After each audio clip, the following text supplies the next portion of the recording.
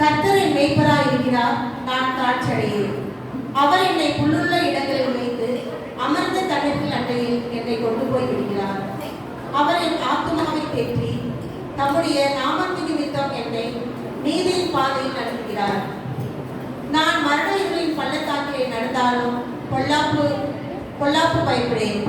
தேவரீர் என்னோடு கூட இருக்கிறீர்.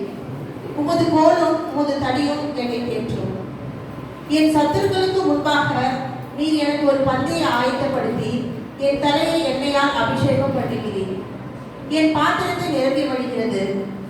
என் ஜீவனுள்ள நாளெல்லாம் நான் நன்மையும் கிருபையும் என்னை தொடரும். நான் கர்த்தருடைய வீட்டிலே நீடித்த நாட்களால் நிலைத்திருப்பேன். ஆமென்.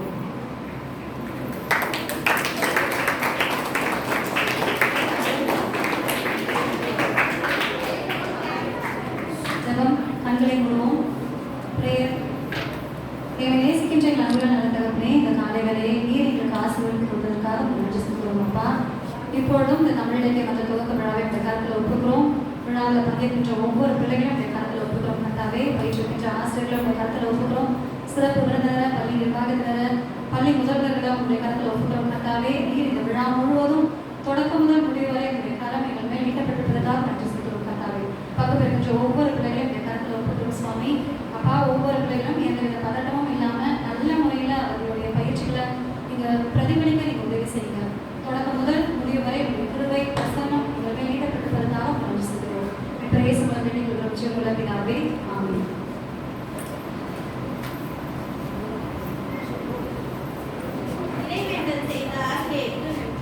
அமுதான தமிழே நீவாடி, என் நாவினிலே தவிலும் அமுதான தமிழே நீவாடி என்ற தமிழ் தாயை வாழ்த்தி பாடுவோம். தமிழ் தாய் வாழ்த்துக்காக அனைவரும் அமைதியாக எழுந்து நிற்போம்.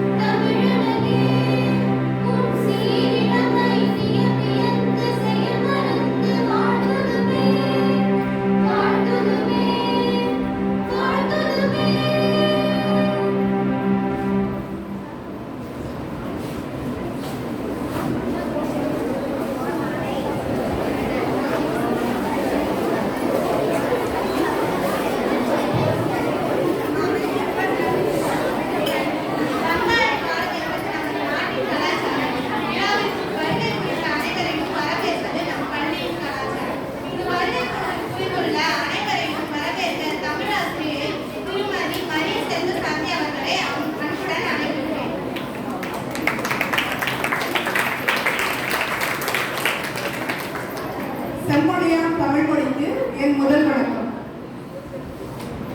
கம்பனையும் பாரதியையும் கலந்து குடித்தவர், கிறிஸ்தவ தமிழியலை ஆராய்ச்சி செய்தவர், கற்பித்துக் கொண்டே சாதனை செய்து கொண்டிருப்பவர், PS அப்துல் ரஹ்மான் கல்லூரி, கிரசன்ட் கல்லூரி, பெரி கல்லூரி, இந்துஸ்தான் கல்லூரி போன்ற கல்லூரிகளில் உதவி பேராசிரியராக பணிபுரிந்து 18 ஆண்டுகளுக்கும் மேலான அனுபவம் கொண்டவர். தற்பொழுது சென்னை ஆசான் கல்லூரியில் பேராசிரியராக பணிபுரிந்து கொண்டிருக்கும் ஒளி முகம் புது நகை கொண்ட சிறப்பு விருந்தினர் திரு Sitharaman MA BEd MPhil PhD அவர்களை வருக வருக என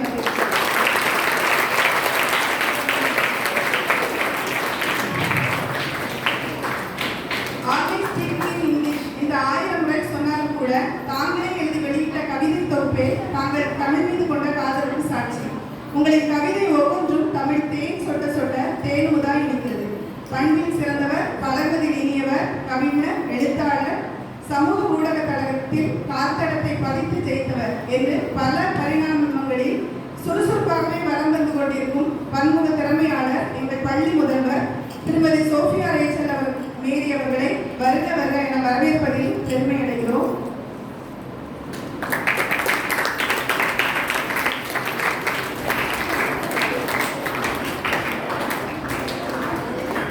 அமைதியான தோற்றத்தில் அறிவார்ந்த பேச்சை உதவும் ஒளிவிளக்கு இவர். மாணவர் உள்ளத்தில் நம்பிக்கை ஊட்டி அச்சமின்றி கற்க தூண்டுவோர் இவர். அன்பால் அனைவரையும் அரவணைக்கும் நன்றிக்குரியவரான தனித்துவம் வாய்ந்த எங்கள் பள்ளியின் முதல்வர் திருமதி கிருபா பிரின்சஸ் அவர்களை வருக வருக என வரவேற்கிறோம்.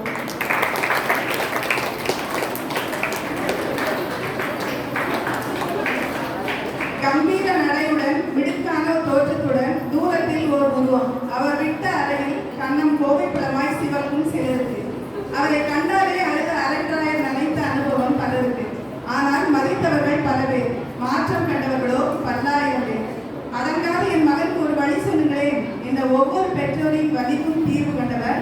பள்ளியின் ஆணிவேர், ஆசிரியர்களின் ஆசான், மாணவர்களின் வழிகாட்டி, தலைமை பண்புடன் நிகழும் எங்கள் தலைமை ஆசிரியர் திரு ஸ்டீபன் கப்ரியல் அவர்களை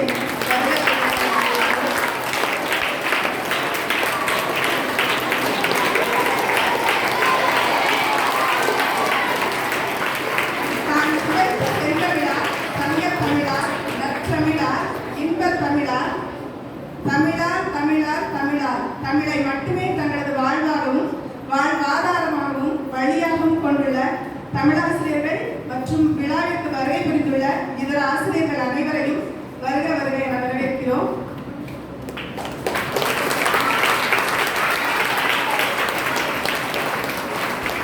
பாரதியார் மெல்ல தமிழ் இனி சாகும் என்று சொன்னார் என்று பலர் சொல்லி திரிவார்கள். எவ்வளவு தவறான வார்த்தை அவை. அவர் சொன்னது இதுதான், மெல்ல தமிழ் இனி சாகும் என்று மடையர்கள் ஊறி திரிவர். அதை பொய்ப்பித்து 8 திசையெங்கும் தமிழ் பரவும் என்ற பாரதியின் வாக்கிற்கிணங்க தமிழ் மொழியின் இலக்கியம் என்ற விழாவிற்கு மின்மினி பூச்சிகளாய் உறுப்பினர்களாய் வந்துள்ள 140 மாணவர்களையும் இருகரம் கூப்பி வரவேற்று என் வரவேற்புரை முடிக்கிறேன்.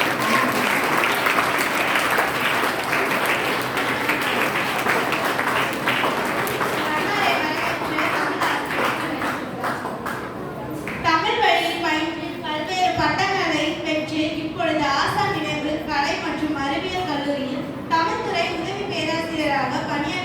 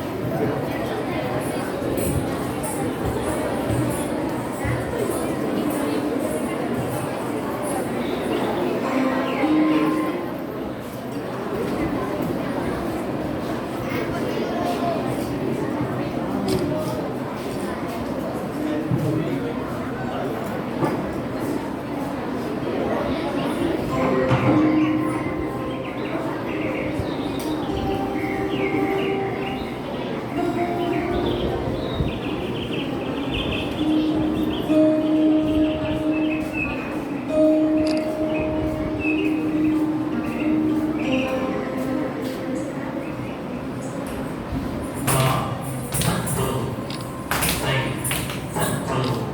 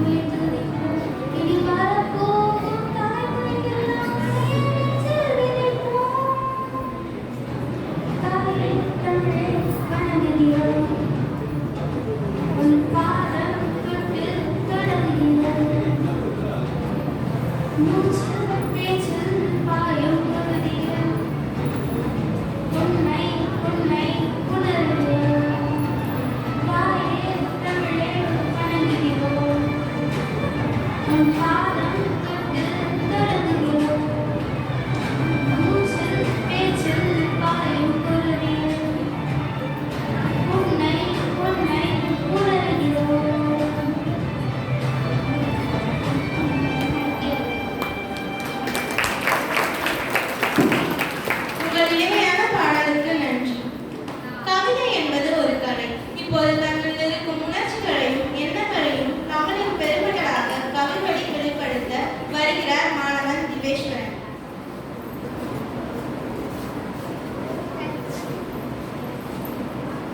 காய்கறிகள் சிறந்ததோ மா, ஆங்கில மாதத்தில் சிறந்ததோ மே, தமிழ் மாதத்தில் சிறந்ததோ தை. இவற்றை மூன்று ஒன்றிணைத்து இங்கு அமர்ந்திருக்கும் மாமேதைகளுக்கு என் முதற்கண் வணக்கத்தை தெரிவித்துக் கொள்கிறேன். அனைவருக்கும் வணக்கம். என் பெயர் சௌதி பேசுகிறேன். நான் பிளஸிங்ஸ் பள்ளியில் 6ஆம் வகுப்பு கற்கிறேன். தலைப்பு தமிழ் மொழி பற்றிய கவிதை. தூங்கும் புலியை படை கொண்டிருப்பினோம், தூங்கும் புலியை படை கொண்டிருப்பினோம், தூய தமிழரை தமிழ் கொண்டிருப்பினோம், இங்குற்று பகைவரை இவனன்றி நீக்குவோம், தென்தமிழ் உணர்ச்சி வேல் கொண்டு தாக்குவோம், தென்தமிழ் உணர்ச்சி வேல் கொண்டு தாக்குவோம். பண்டைய பெரும் புகழ் தெய்வமோ இல்லையோ, பாருக்கு வீரத்தை சொன்னோமோ இல்லையோ, என் திசை வாய்மையால் ஆண்டோமோ இல்லையோ, எங்கட்கும் இன்குற்ற நரிகளால் தொல்லையோ, எங்கட்கும் இன்குற்ற நரிகளால் தொல்லையோ, தமிழ் காப்போம் என்றும் எழுந்தாரோ இல்லையோ,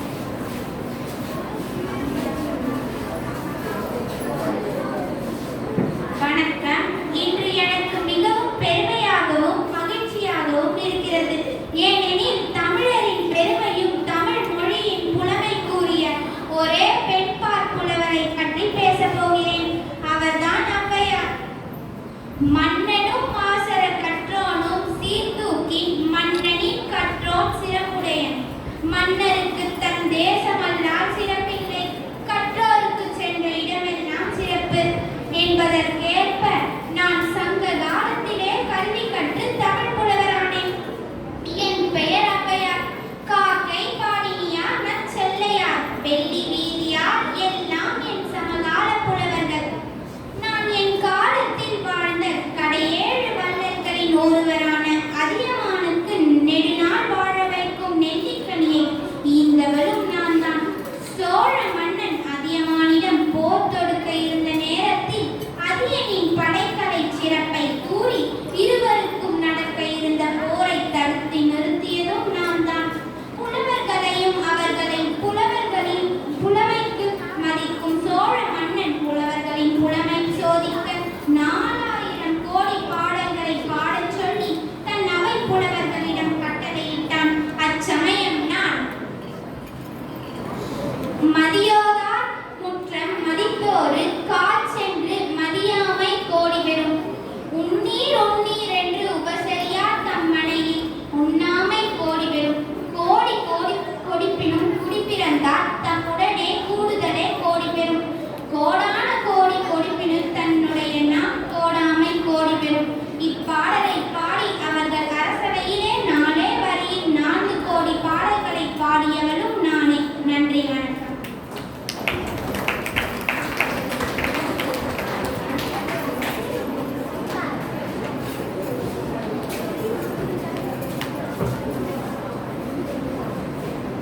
இங்கு அமர்ந்துள்ள ஆசிரியர்களுக்கும் மாணவ மாணவிகளுக்கும் என் முதற்கண் வணக்கம். தமிழே உன் பெயரால் முன்னெடுத்து ஓடுகின்ற நதியாக கலப்புக்கும் நீயே கடலாகி எண்ணுவதும் உன்னையே எழுதுவதும் உன்னையே உண்ணுவதும் உன்னையே உயிர்வதும் உன்னையே உள்ளாயக் கொண்ட தமிழன்னையே உனக்கு முதல் வணக்கம். இவ்வுலகில் அறியா செல்வம் என்றால் அத்தகையான செல்வமே கல்வி செல்வம். அத்தகையான செல்வத்தை இலவசமாக கொடுத்த படிக்காத மேலே காமராசரை பற்றி நான் இங்கு கூற வந்துள்ளேன். தந்தை குமாரசாமிக்கும் தாயார் சிவகாமி அம்மாளுக்கும் 1903ஆம் ஆண்டு ஜூலை 15ஆம் தேதி மகனாய் விருதுப்பட்டியில் பிறக்கிறார். தனது சிறு வயதிலேயே தந்தைய படிகளுக்கு காரணமாக தனது மாமாவின் ஜவுளி கடையில் வேலைக்கு சென்றார். காமராசர் இந்திய சுதந்திர போராட்ட வீரரும் அரசியல்வாதியும் ஆவார். 1954 முதல் 1963 வரை சென்னை மாநிலத்தில் முதலமைச்சராக பணியாற்றினார். இவர் எளிமைக்கும் நேர்மைக்கும் பெயர் பெற்றவர். காந்தியடிகளின் கொள்கையை பின்பற்றி எளிமையான வாழ்க்கையை வாழ்ந்தார். மக்களால் கருப்பு காந்தி என்று அன்புடன் அழைக்கப்பட்டார். தான் முதலமைச்சரானதும் மாணவர்களுக்கு இலவச கல்வி வழங்குவதையும் மதிய உணவு வழங்குவதையும் கையில் எடுத்துக் கொண்டார். 1956ஆம் ஆண்டு மதிய உணவளிக்கும் திட்டம் ஆரம்பிக்கப்பட்டது. பள்ளிக்கூடம் போனால் செய்யும் சாப்பாடு என்று மாணவர்களை எண்ண வைத்தார். மாணவர்களின் வருகை நாளாக நாளாக பெருகியது.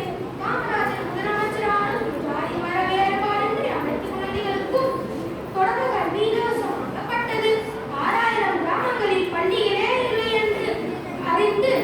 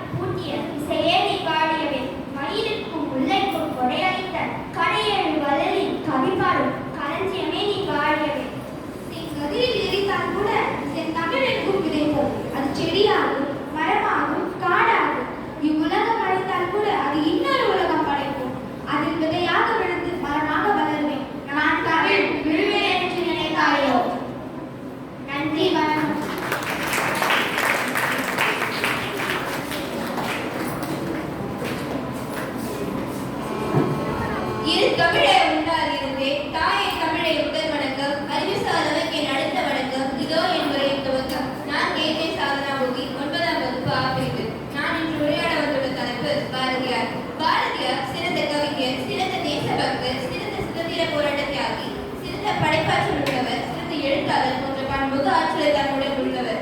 தமிழ்நாடு திருநெல்வேலி மாவட்டத்தில் உள்ள எட்டயபுரத்தில் 1882ஆம் ஆண்டு டிசம்பர் மாதம் 11ஆம் தேதி பாரதியார் பிறந்தார்.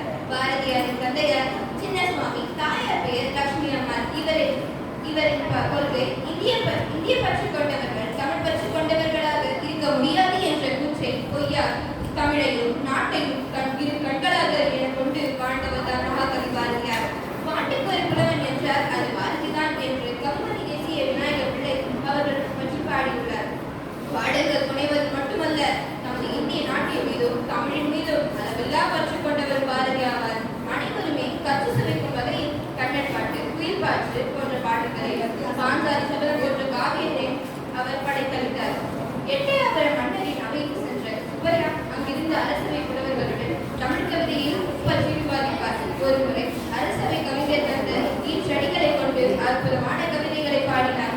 சுப்பையாவின் கவிதை ஆற்றலை கண்ட எட்டயபுரம் மன்னர் சுப்பையாவுக்கு பாரதி என்று பட்ட பெயரை வழங்கினார். பாரதி என்ற சொல்லுக்கு அதை மகளின் அருள் பெற்றவர் என்ற பொருள். பாரதியார் ஏற்று படைத்த படைப்புகளையும் அப்படைப்புகளை இயற்றிய பாரதியாரின் போற்றி புகழ்வும் புது கவிதைகளின் முன்னோடி என்று பாரதியாரே அவர் என்று உரையை கொள்கிறேன். நன்றி, வணக்கம்.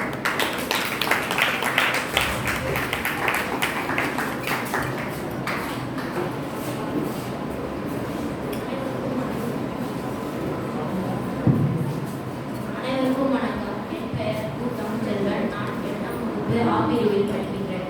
எனது தலைப்பு பாரதியார். தன்னை படித்தவனை தாய் தடுத்தால் விட்டுவிடு, தமிழை படித்தவனை தாய் தடுத்தாலும் விடாதே என்று உணர்ச்சிகரமான பாடலை பாடி தமிழுக்கு பெருமை சேர்த்தவர் பாவேந்தர் பாரதிதாசன். இவர் 1891ஆம் ஆண்டு ஏப்ரல் மாதம் 21ஆம் நாளில் புதுச்சேரியில் கனகசபை லட்சுமி அம்மாள் மகனிற்கு மகனாக பிறந்தார். இவருக்கு சுப்பரத்தினம் என பெற்றோர் பெயரிட்டனர். நாளடைவில் இவரது தந்தையின் பெயரில் உள்ள கனக என்ற பெயரையும் சேர்த்து கனக சுப்பரத்தினம் என அழைத்து வரப்பட்டார். தமிழ் மொழி, தமிழ் உணர்வு, பகுத்தறிவு போன்ற கருத்துக்களை வலியுறுத்தி எழுந்துள்ளார். இவர் ஏப்ரல் மாதம் 21ஆம் நாளில் 1964 மறைந்தார்.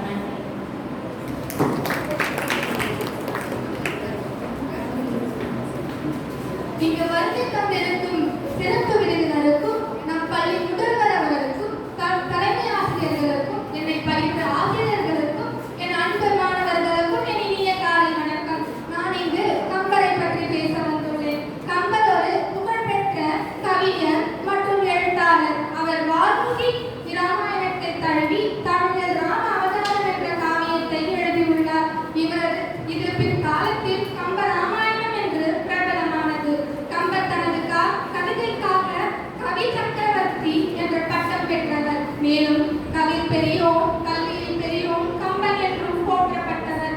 கம்பர் 12ஆம் நூற்றாண்டில் வாழ்ந்த ஒரு சிறந்த தமிழ் புலவர். இவர் திருவழுத்தூர், மயிலாடுதுறை மாவட்டத்தில் சேர்ந்தவர். இவரது குடியுரிமை சோழ குடியுரிமை ஆகும். இவரது இறப்பு 1250 ஆகும். இவர் இயற்றிய கம்பராமாயணம் தமிழில் எழுதப்பட்ட மிக முக்கியமான நூல்களில் ஒன்றாகும். இந்நூலில் ராமாயண கவிதையை கம்பர் மிக அழகாக தமிழில் விவரிக்கிறார். அவரது கவிதை நடையும் சொல்லாட்சி தன்மையும் மிகவும் போற்றத்தக்கது. இவர் கம்பராமாயணம் மட்டுமல்லாமல் சரஸ்வதி அந்தாதி, சடகோபர் அந்தாதி முதலிய நூல்களையும் இயற்றியுள்ளார். இவர் கம்பரின் படைப்புகள் தமிழ் இலக்கியத்தில் பொக்கிஷமாக கருதப்படுகிறது. அவரது கவிதைகள் இன்றும் பலரால் வாசிக்கப்பட்டு ரசிக்கப்பட்டு வருகின்றது. நன்றி, வணக்கம்.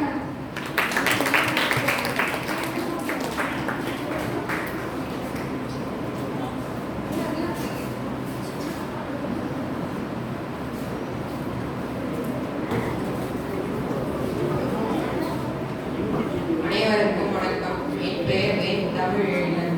நான் 8ஆம் வகுப்பு ஆ பிரிவில் படிக்கிறேன். எனது தலைப்பு பசும்பொன் முத்துராமலிங்க தேவர். மனிதன் என்பவன் தெய்வமாகலாம், வாரி வாரி வழங்கும் போது வள்ளலாகலாம், தன்னை மீறி நடக்கையில் தியாகியாகலாம் என்ற திரைப்பட பாடலில் குறிப்பிடப்பட்டுள்ள மனிதன், தெய்வம், வள்ளல், தியாகி இந்த 4 வகை இலக்கியத்திற்கு இலக்கணமாகவே வாழ்ந்தவர் தான் பசும்பொன் முத்துராமலிங்க தேவர். இவர் உதராணி அம்மையாருக்கு 1908ஆம் ஆண்டு அக்டோபர் 30ஆம் தேதி பிறந்தார். இவர் தன்னுடைய பாட்டியின் அரவணைப்பில் வளர்ந்தவர். தன்னுடைய 6ஆம் வயதில் குருகுல கல்வியை தொடங்கினார். இவர் சமத்துவம் என்றுடையவர். இவர் சுபாஷ் சந்திர போஸின் நெருக்கமான நண்பர். இவர் தாழ்த்தப்பட்ட மக்களுக்கு கோயில்களை நுழைய உரிமை கொடுக்க போராடினார். 1952 ஆண்டு மக்கள் பிரதிநிதியாக தேர்ந்தெடுக்கப்பட்டார். இவர் அக்டோபர் 1963 அவரின் பிறந்த நாளிலே மறைந்தார். நன்றி. நன்றி மாணவர்களே. பலருக்கு பெருமை சேர்க்கும் பாரிஜாதம், கடமையை உயிராக கொண்ட கற்பக விருட்சம், அன்பு பயிர் வளர்க்கும் இன்ப நந்தவனம் முனைவர் டி. சீதாராமன் அவர்களை சிறப்பு உரையாற்ற அன்புடன் அழைக்கின்றோம்.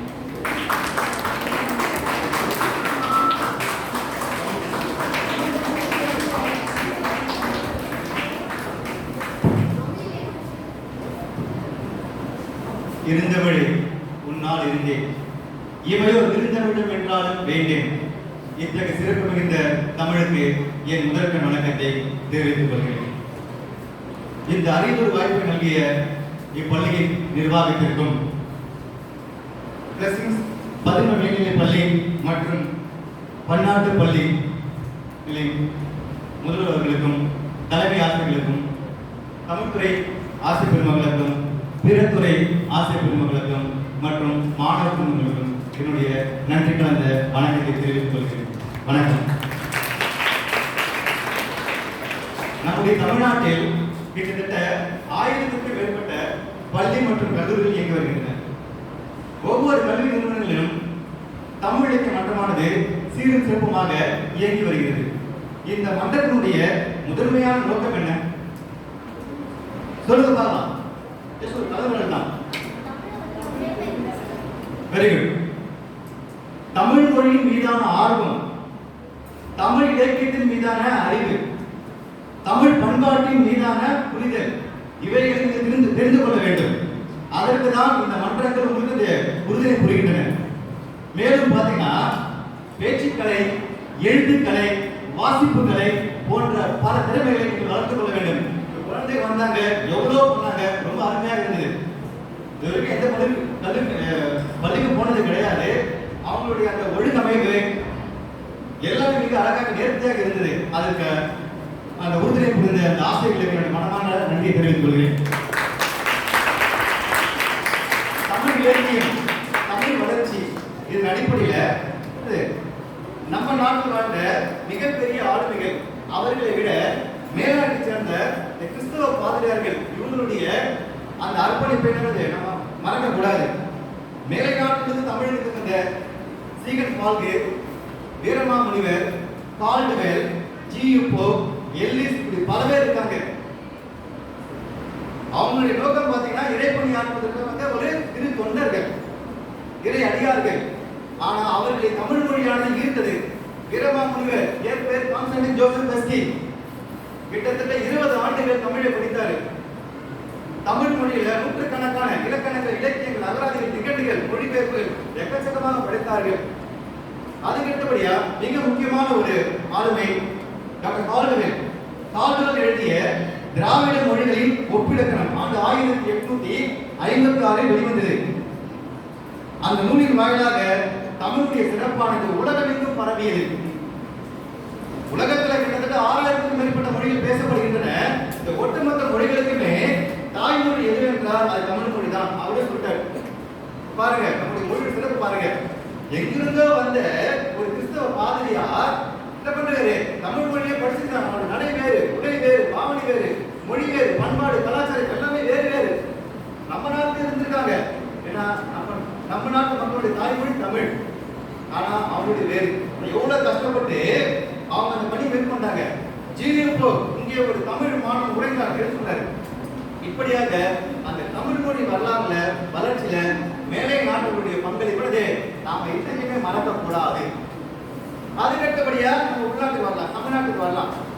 இப்ப தமிழ் மொழி வளர்ந்து வந்த காலகட்டத்தை சங்க இலக்கியங்கள், அற இலக்கியங்கள், காப்பியங்கள், பக்தி இலக்கியங்கள், பிற்கால சோழகால பேரிலக்கியங்கள், சிற்றிலக்கியங்கள், தனிப்பாடல்கள், சித்திர இலக்கியங்கள், இக்கால இலக்கியம் என்று அழைக்கப்படக்கூடிய நவீன இலக்கியங்களுக்கு 2000 ஆண்டுகளுக்கு முன்னாடி இருந்து இப்பொழுது நம்ம வகைப்படுத்தலாம்.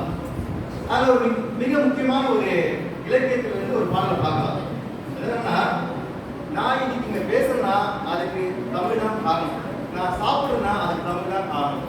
இலக்கியம் என்பது சோறு போடுகிறது. மிக பெரிய பெரிய கவிஞர்கள் எடுத்துக்கலாம். இலக்கியத்திலிருந்து பல பாடல்கள் எடுத்திருக்காங்க. உதாரணத்துக்கு இது 16ஆம் நூற்றாண்டில் தோன்றிய திருக்குற்றால குறவஞ்சி, ஆசிரியர் திருக்கூட ராசப்பர் நவிராயர். அந்த நூலின் பாட்டுரை தலைவியாரு வசந்தவல்லி.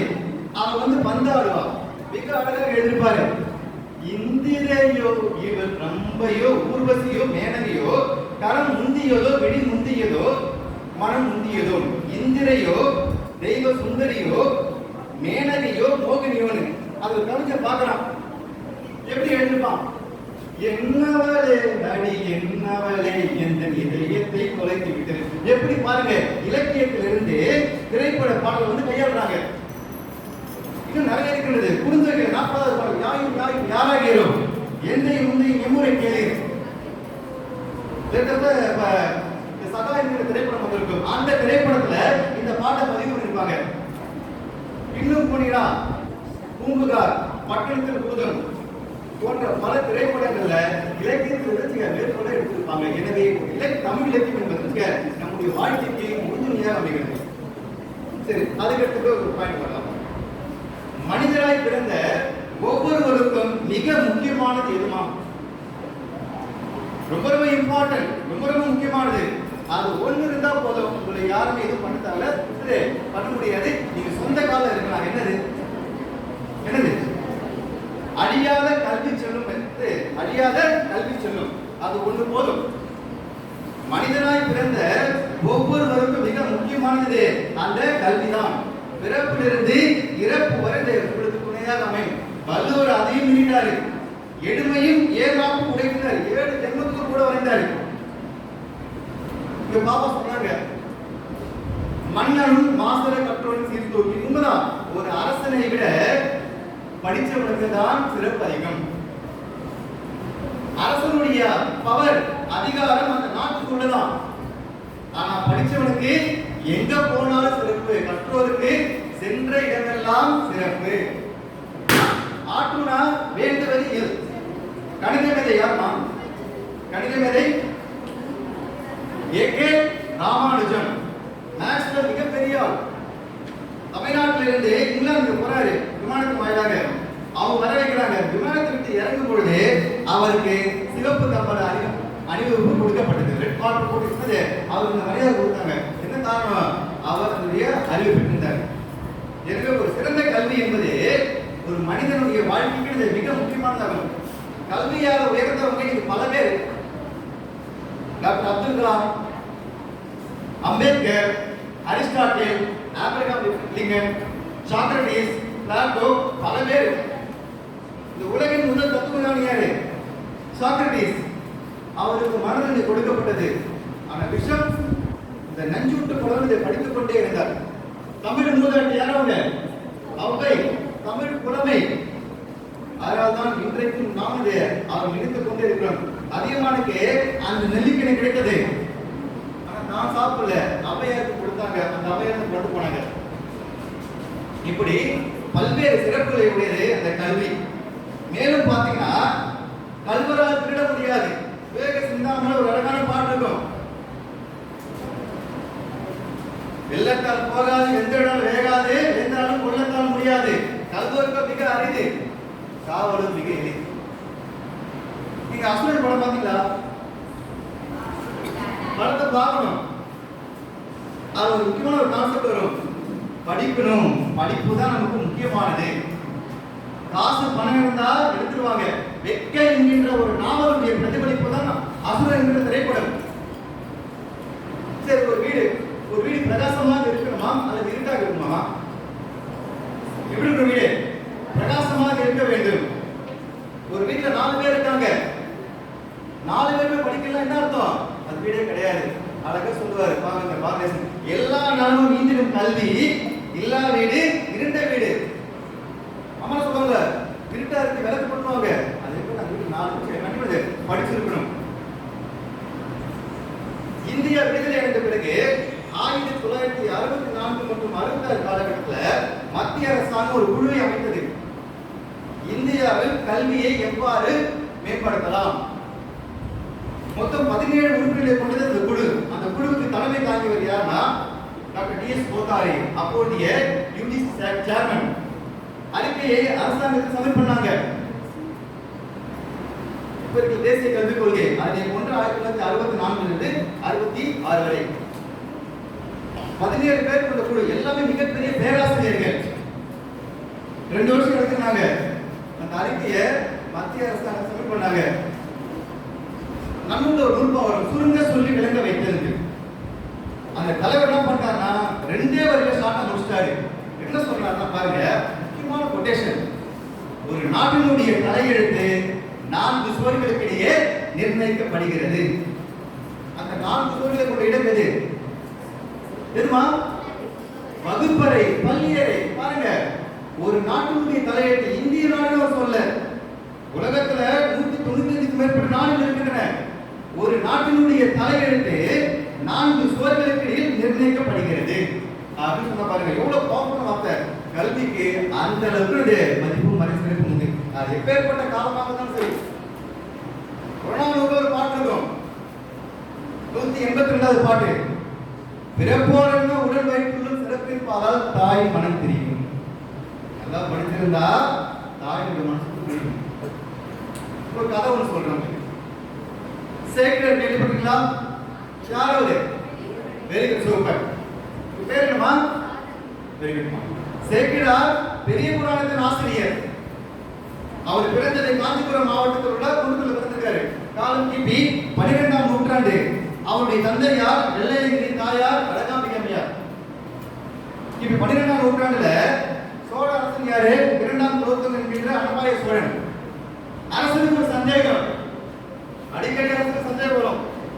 அந்த சந்தேகத்தை அரசு பண்ணிட்டு அந்த சந்தேகத்தை தீர்த்து வைக்கணும், இல்லையா தண்டனை கிடைக்கும். சேக்கிராவுடைய அப்பா சோழன் இருக்கிறது இப்ப வேலை இருந்தாரு. ஒரு நாள் கூப்பிடுறாரு. கூப்பிட்டு எனக்கு ஒரு 3 சந்தேகம், அதை எழுதி கொடுத்தாரு. 3 கேள்வி வாங்கி பார்க்கறாரு. அவர் ஒண்ணுமே தெரியல அவருக்கு. அப்படியே வீட்டுக்கு வந்துட்டாரு. சேக்கிரார் பார்க்கறாரு. காலையில அப்பா வந்து அரண்மனைக்கு போனாரு. திரும்ப வரும்பொழுது ரொம்ப சோகமா வராரு. என்ன காரணம்? அப்பா கிட்ட கேட்கிறாரு. அப்பா என்ன பிரச்சனைப்பா சோகமா இருக்குன்னு உள்ள கேட்பாங்க. கேட்கணும் போயிட்டு, நீ சின்ன பையன்பா, உனக்கு வேணா பண்றாரு, சரியா சாப்பிடல, யாரும் சரியா பேசல, யோசிச்சுட்டே இருக்காரு. தந்தையினுடைய ஒவ்வொரு நடவடிக்கையும் சேக்கிரார் பார்த்து கொண்டே இருந்தார். காலையில அரண்மனைக்கு போகணும், விடையே சொல்லணும். சொல்லணும் என்னவா? அரசுக்கு அரசுடைய கோபத்துக்கு உள்ளாகும், தண்டனை கொடுப்பாரு. பொழுது விழுந்துச்சு. காலையில எதுவும் பண்ணல. அரண்மனைக்கு புறப்பட தயாராகிறாரு. சேக்கிரார் பார்க்கறாரு. இப்பயாவது சொல்லுங்கப்பா என்ன பிரச்சனை? இல்ல மகனே, அரசு ஒரு 3 கேள்வி கேட்டாரு, எனக்கு தெரியல. இப்ப நான் அப்படியே போனா எனக்கு கண்டிப்பா தண்டனை கிடைக்கும், அது கொடுப்பான்றாரு. கொடுக்குறாரு. பார்க்கறாரு. சேக்கிரார் சிரிக்கிறாரு. நீங்க முதல்ல சாப்பிடுங்க, மடவுல கும்பிடுங்க, நான் பார்த்துக்கிறேன். நான் பார்த்துக்கிற மாதிரி போக மாட்டாரு. டக்கு டக்கு எழுதி முடிச்சிட்டாரு. முதல் கேள்வி, மலையை விட பெரியது எது? 2ஆம் கேள்வி, கடலை விட பெரியது எது? 3ஆம் கேள்வி, இவ்வுலகை விட பெரியது. விடையை எழுதி அப்படியே கொடுத்தாரு. இதை பிரிச்சு பார்க்காத, நேரடியாக சென்று அரசு கிட்ட கொடுக்கிறார். அரண்மனைக்கு அவங்க கண்ணை கொடுக்க போறாங்க. காட்டுறாரு. அரசன் பார்த்த அரசனுக்கு ரொம்ப ஆச்சரியம். யார் எழுதான்னு கேட்டாரு. அரசே கண்டிப்பா நான் எழுத, என் புள்ளதான் இருக்கு. முதல்ல வரவேனாரு. வர வச்சு உடனே முதலமைச்சர் பதவி கொடுத்தாரு. எப்படி பாருங்க, இதான் வள்ளுவர் சொல்லுவாரு, தம்மின் தம் மக்கள் அறிவுடைமை. இப்ப நீங்க நல்லா படிக்கணும்னா கண்டிப்பா இவருக்கு வந்து பொறாமை இருக்கும். இந்த உலகத்துல பொறாமையே படாத ஜீவன் தான் யாரு? பெற்றோர்கள் தான். எத்தனை குழந்தைங்க வந்துட்டுங்க, உங்களுடைய பேரண்ட் ஸ்கூல்ல சேர்றாங்க, எதுக்கு உங்களை ஸ்கூலுக்கு அனுப்புறாங்க? நான் கஷ்டப்படுற மாதிரி நீங்க கஷ்டப்படக்கூடாது. ஆட்டோ டிரைவர், சென்ட்ரிங் வேலை, பெயிண்டர், எவ்வளவு கூலி வேலை, என் புள்ள நல்லா படிக்கணும், பெரிய ஆளா வரணும். அப்ப அந்த இடத்துல பாருங்க, சேக்கிழாருக்கு பதில் கொடுத்திருக்காரு யாரு? அரசன். அப்ப தந்தைக்கு எவ்வளவு பெரிய மகிழ்ச்சி, என்னை விட என் பையன் உயர்ந்துட்டான்.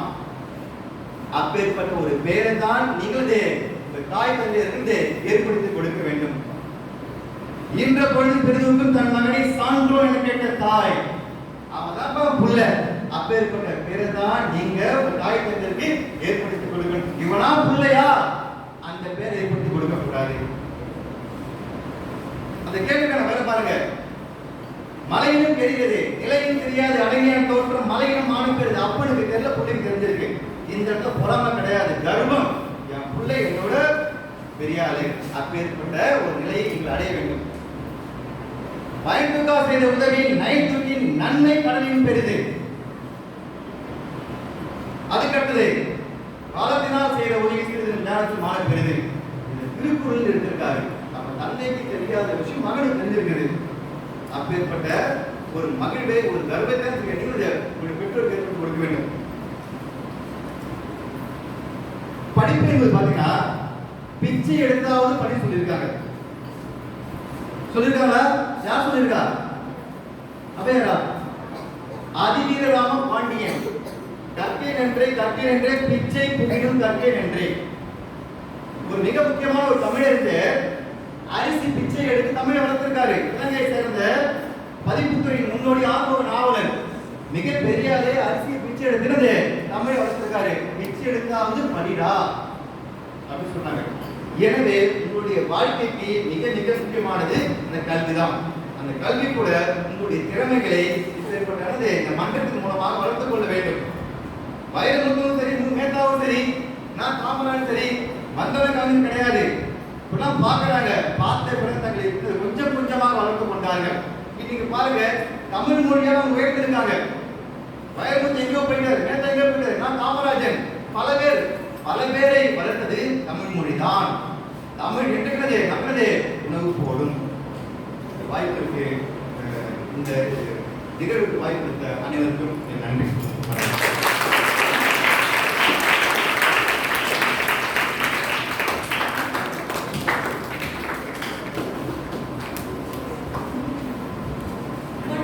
ஒட்டுமொத்த மொழிக்கும் தாயாக தமிழ் விளங்குகிறது என்பதை மல்லிகை மனம் வீசும் வார்த்தையாக வழங்கிய ஐயா அவர்களுக்கு நன்றி.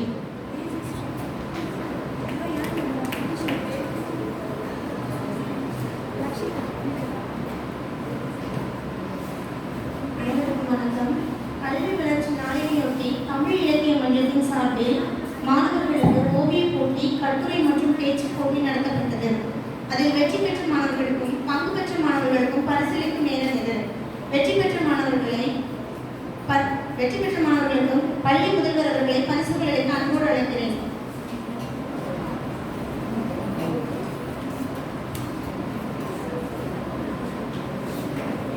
ஓவிய போட்டி முதல் பரிசு ஆனனியா.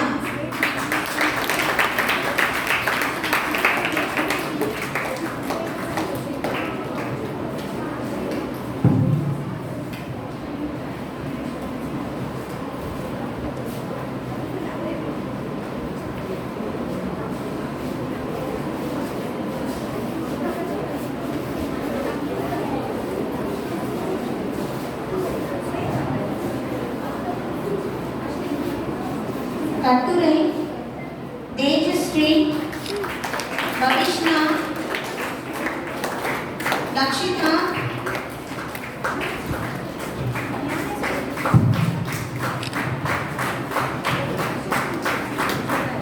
பங்கு பெற்ற மாணவர்களுக்கு பரிசு அஸ்வின், ஸ்வேதா, ஞானஸ்ரீ,